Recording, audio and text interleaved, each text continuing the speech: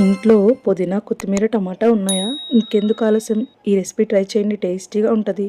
Welcome back to my channel our happy to your AVS life. Recipe start చేద్దామా? ముందుగా stove వెలిగించి pan పెట్టుకొని కొంచెం ఆయిల్ వేసి, ఆయిల్ వేడయ్యాక పచ్చిశనగపప్పు, జీలకర్ర అండ్ ధనియాలు కూడా వేసి బాగా వేయించుకోవాలి.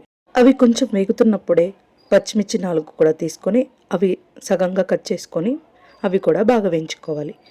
ఇవి అంతా బాగా వేగాక అలాగే తెల్ల నువ్వులు, అలాగే పల్లీలు అండ్ కరివేపాకు కూడా వేసుకొని వేయించుకొని పక్కన పెట్టుకోవాలి.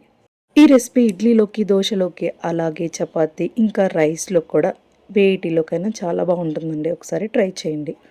అవి చల్లారే లోపల అదే ప్యాన్లో కొంచెం ఆయిల్ వేసి 5 టమాటాలని కట్ చేసుకొని ఒక 4 పీసెస్గా ఇదే ప్యాన్లోకి వేయించుకోవాలి. ఆ టమాటాలతో పాటు ఒక నిమ్మకాయ సైజ్ అంతా చింతపండు కూడా తీసుకొని ఆ టమాటాలతో పాటు మగ్గించుకోవాలి. టమాటాలు కొంచెం మగ్గాక దాంట్లోకి కొంచెం కొత్తిమీర, పుదీనా కడిగి వడకట్టుకొని ఈ టమాటాల్లోకి వేసి అది కూడా వేయించుకోవాలి. టమాటాలు తోలు ఊడేంత వరకు, మరీ డ్రైగా కాకుండా నీళ్లు ఊరి దగ్గరగా ఉడికేంత వరకు మగ్గించుకుంటే సరిపోతుంది. అది మగ్గాక తీసి చల్లార్చుకొని పక్కన పెట్టుకోండి. అది చల్లారే లోపల నాదొక రిక్వెస్ట్ అండి. ప్లీజ్ అని నా వీడియోస్ చూస్తున్నారు, నేను రెసిపీస్ ట్రై చేస్తున్నాను, అలాగే చాలా వీడియోస్ పెట్టడానికి ట్రై చేస్తున్నాను. ప్లీజ్ అండి సబ్స్క్రైబ్ చేసుకుని ఎంకరేజ్ చేయండి, అలాగే లైక్ చేయండి, షేర్ చేయండి.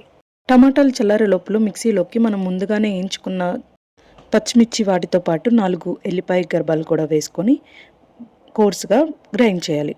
అది గ్రైండ్ చేశాక టమాటాలు కూడా చల్లారాక ఆ టమాటాలు కూడా ఈ మిక్సీలోకి షిఫ్ట్ చేసుకోవాలి.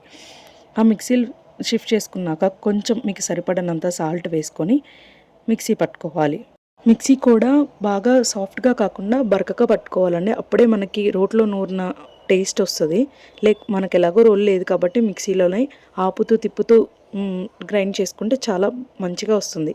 దాని తర్వాత మెయిన్ ప్రాసెస్, తాలింపు లేకుండా పచ్చడికి ఎలా టేస్ట్ వస్తుందండి.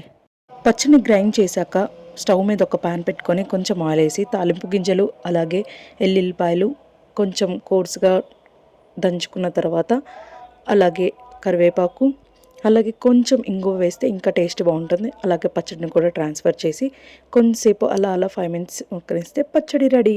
ఎలా ఉందో టేస్ట్ చేసి చెప్పండి. మీరు కూడా ట్రై చేయండి, కామెంట్ చేయండి. Thank you.